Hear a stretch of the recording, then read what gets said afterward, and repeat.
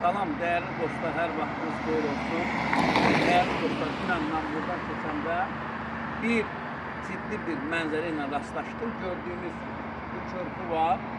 Bu Bakı Ülkə Dərnək Universitetindən körpüdür. 2 il ərzində inşa olunub. Demək olar ki, bir ildir də istismara verilib. Hal-hazırda baxınca görə burada çökmə müşahidə olunur. Yəni görürsünüz, dünən mən burada istədim yayın verəm, dərhal bu yola nəzarət edən işçilər, qurumlar gəldilər, imkan vermədilər yayım aparam və məndən sonra burada qazıntı işləri həyata keçirildi. İndi burada nə iş görülüb? Sadəcə qazıntı iş aparılıb, biraz aktiv şebel material tökülüb. Yəni çox ciddi bir məsələdir. Hörmətli adəti qurumların diqqətinə.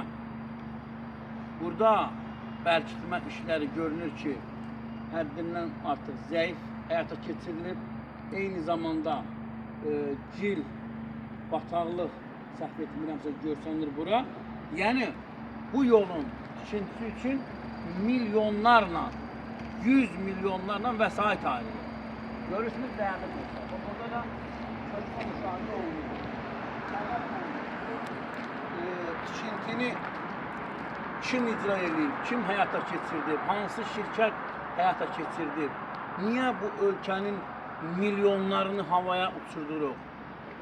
İnsanlar qaz pulu verə bilmir, dəyərli dostlar. Mavi yanacağın pulunu verə bilmir, elektrik enerjisinin pulunu verə bilmir.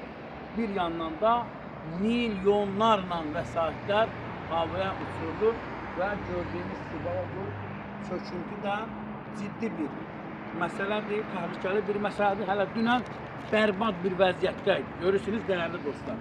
Yolun alt qatına fikir verin. Görürsünüz alt qat. Alt qat. Rayonlarda o bəzi rayon icra hakimiyyətləri var, ha, yol çəkilir. Orada min bir hilə ilə yolun alt qatından biraz azaldırlar.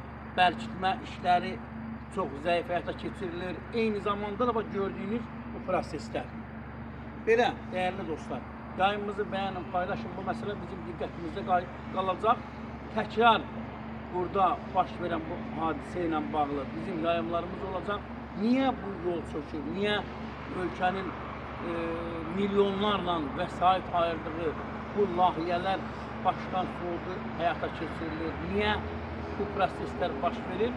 Bu bizim diqqətimizdə qalacaq və təkrar mən buradan bir daha yayın verəcəm. Yayımımızı bəyənin, paylaşın. Kanalımıza abone olun, sağ olun, sağlıqla qalın.